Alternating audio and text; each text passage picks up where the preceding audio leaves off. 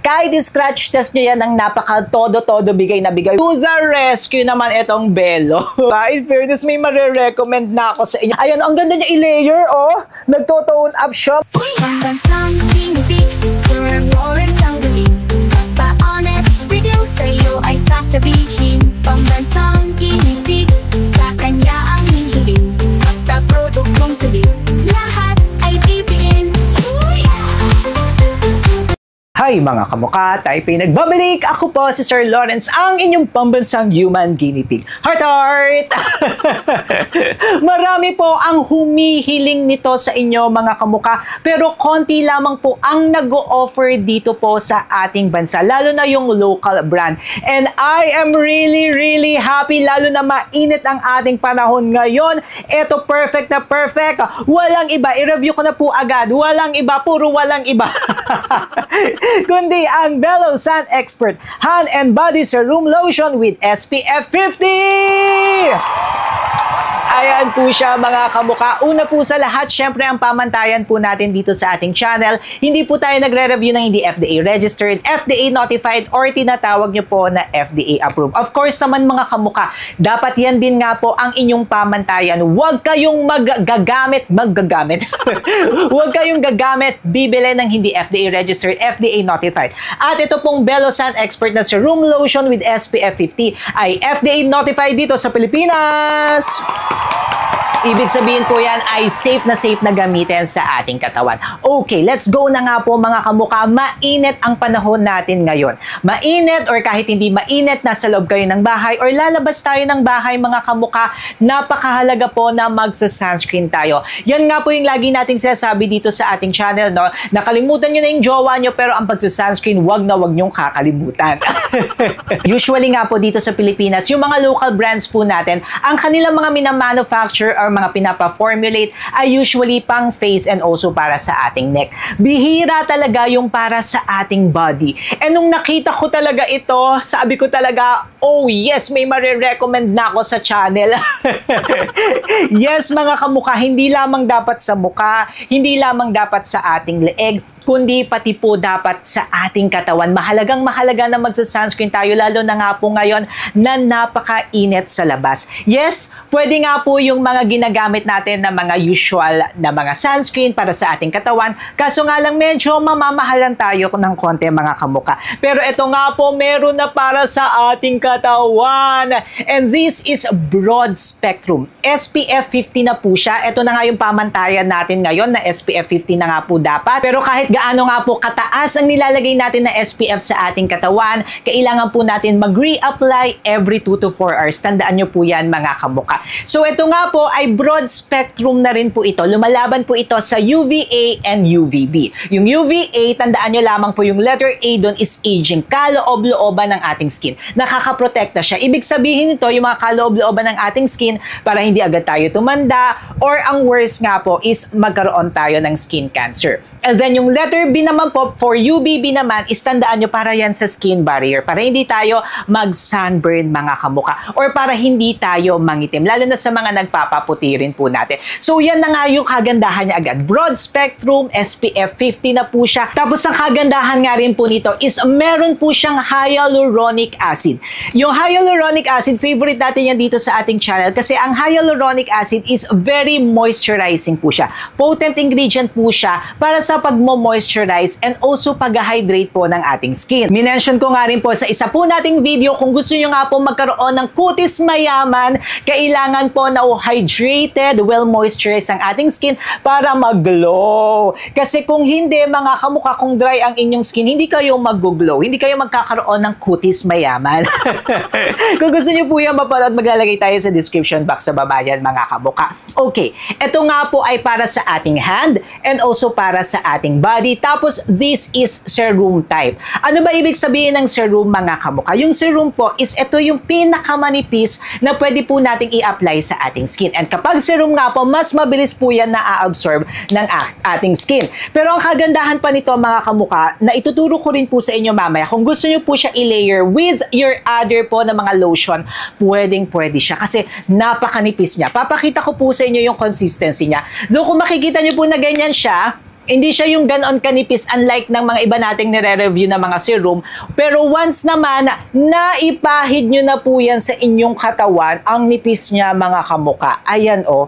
Tapos, ang kagandahan niya, lightweight and non-sticky talaga siya mga kamuka. As in, kapag pahid nyo na ganyan, wala na siya. O ayan o, na-absorb na siya agad ng ating skin. Tapos, true enough that this is very moisturizing. Ayan siya mga kamuka. Then wala rin po yung white cast. Kagandahan niya talaga. Ang napansin ko sa kanya is namo-moisturize talaga yung ating skin. Unlike yung mga iba po natin tinatry na mga SPF 120, yung iba kong ginagamit na mga SPF 50, SPF 70, SPF 80, hindi ganoon ka-hydrated sa skin. Tapos minsan napaka-sticky talaga nila. Ito mga kamuka, hindi siya sticky. Ang sarap niyang ilagay sa balat, tapos na-absorb siya agad ng skin. Then kung makikita nyo malapitan, ayan, hindi po siya, ayan hydrated na hydrated yung skin natin. Tapos kung isa-scratch test nyo nga po yan, ayan yung scratch test nga po, pag nagputi, ibig sabihin nagdadry yung skin natin. Kahit i-scratch test nyo yan ng napaka-todo-todo, bigay na bigay, wala mga kamuka, ang ganda niya. Ayan So, parang you are hitting two birds with one stone. Nakaka-moisturize siya and at the same time is napoprotektahan nga po tayo from UVA and also UVB. Ang kagandahan niya pa, slick na slick yung kanyang design na bagay siya sa mga bag na mga maliliit kasi kailangan nyo nga po mag-reapply every 2 to 4 hours. Okay din po siya pang travel kasi hindi siya lumagpas ng 100 kasi 100 ml nga lang po ito. Saktong-sakto siya kung magta-travel kayo. Kahit hindi nyo siya i-check-in, kahit na nasa hand carry nyo siya, pwedeng-pwede nga po siya. Tapos katulad ng sinabi ko sa inyo kanina mga kamuka, kung gusto nyo po siyang i-layer with another na mga lotion na ginagamit nyo, kunyari, eto, i-layer ko siya kasi gusto ko ng extra bright. So, uunahin ko po yung extra bright. Papakita ko sa inyo mga kamuka yung kagandahan niya ha. Ayan, maglalagay na po tayo ng lotion dito na extra bright kasi this one, it doesn't have, SPF. Ang kagandahan niya lang is may vitamin C and vitamin E po siya, pang babright ng ating skin. Pero dapat nga, kailangan natin na mag-sunscreen pa rin kahit ganun mga kamuka. Kaya naman, to the rescue naman itong Belo.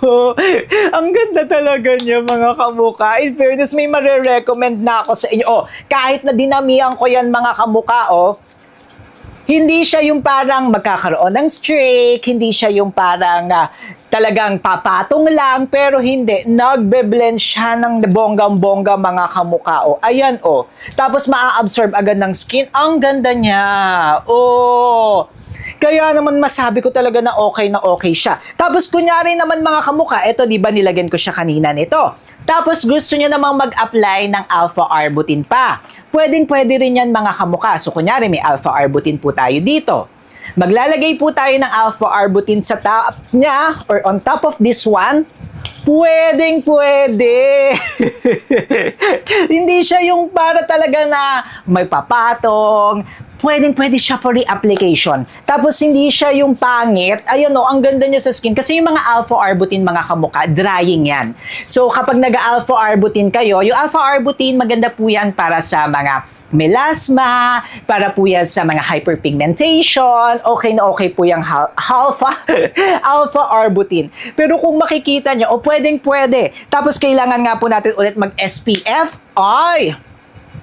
Pwedeng-pwede ulit. Ayan, nag-apply tayo. Magre-reapply tayo. Wala. Para kung yung mga nasa mall, nakakaloka. Para tayo nasa mall. Ayan, pak na pak. Ito talaga yung mga hinihintay ko na brand or ito talaga yung hinihintay ko na product. Yung pwede for layer, yung pwede talaga na SPF talaga. Kasi kunyari, as is, pwede na siya mga kamuka. Tapos, ang kagandahan pa nito, hindi siya yung ganun kamahal na umaabot ng 1,000. Kasi pag Belo naman talaga, mga kamuka, diba? Affordable talaga yung prices ng kanilang mga products. Tapos, ayan, yan yung gusto ko talaga, yung pwede nyo siya i-layer. Walang kahirap-hirap. Diyos ko, day. Tapos, ang kagandahan pa nito, ayan, hand and body na siya. Kahit sa hand lang, pwede. Hindi siya yung malagkit. Hindi siya yung talagang sobrang lagkit na sasabihin mo talaga mga kamuka na ang lagkit-lagkit. Ito sakto lang siya. may mararamdaman kayo, of course, lalo na kapag nagle-layer-layer kayo, pero hindi siya yung talagang malagkit na malagkit sa feeling natin, mga kamukha. And also, this is SPF 50. Kasi katulad yung iba nga po natin ginagamit, medyo mabababa. Katulad nito, SPF 20 nga lang po ito. Pero this one, SPF 50 na po siya, mga kamukha. So, ang ganda niya agad. Tapos, for whole body. Sa face, iba po yung gagamitin, ha? Huwag po natin gagamitin ito sa ating face. Kaya naman, kapag tumataas talaga ang energy ni Sir Lawrence, ibig sabihin, may bas-bas talaga. Alam nyo, maganda siya. Wala tayong masabing pangit dito. I really like this lightweight, hydrating. Tama-tama. And then for UV protection, this one. Straightforward siya. If you are really looking for a good product na may sunscreen, for body, for hands, tapos gusto nyo na moisturizing siya at the same time, eto siya. Ito talaga yung marirecommend ko sa inyo, mga kamukha. Nakalimutan ko nga rin po pala sabihin na hypoallergenic po siya. Kaya sa may mga sensitive and hypersensitive skin katulad ni Sir Lawrence, I have hypersensitive skin na diagnose po talaga tayo. Ay, in fairness ay sa bagay kasi naglagay ako nung kaya talagang parang nag-glow siya, may tone up effect siya. Ayun, ang ganda niya i-layer, nagto-tone up siya, mga kamukha. I love it, ang ganda, oh my gosh, ang ganda niya. This is not for hype, ha. Kapag pangit or kapag may mga dapat i-improve, we are very honest, mga kamukha. Ay, hindi tayo bayad dito ng belo, kakaloka. Hindi ko nga sila kilala, hindi natin kilala marketing. Tapos, dermatologically tested na nga rin po ito. Marami nga po silang checkan, kaya nga po may basbas din ito ni Sir Lawrence. Tapos serum type siya, ibig sabihin manipis nga lang din po ito. Pwede nyo po siyang i-layer. Kaya kung gusto nyo pong bumili, meron po tayo nakalagay sa Legit shop, nandiyan nasa description box sa baba. And also maglalagay na lang din po tayo dyan sa ating basket. Bili-bili na lang din po kayo, mga kamukha, para hindi po kayo ma-fake. Sinabi ko nga po sa inyo kanina, yung pagkakaroon ng kutis mayaman. Gusto mo bang magkaroon ng kutis mayaman rin? Aba, may separate video po tayo yan. Dito yan sa gilid-giliders natin, mga kamukha. Siyempre, mag-subscribe na po kayo kay Sir Lawrence. Paano ba yan, mga kamukha?